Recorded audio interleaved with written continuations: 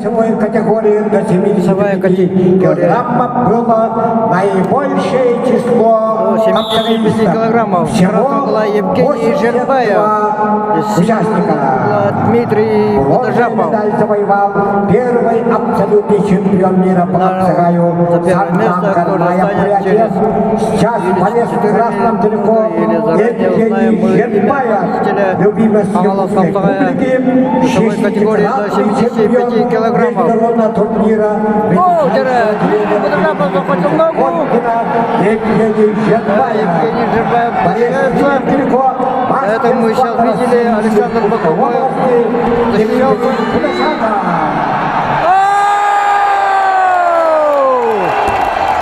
Вот что значит опыт. Хотя с синего угла челлендж.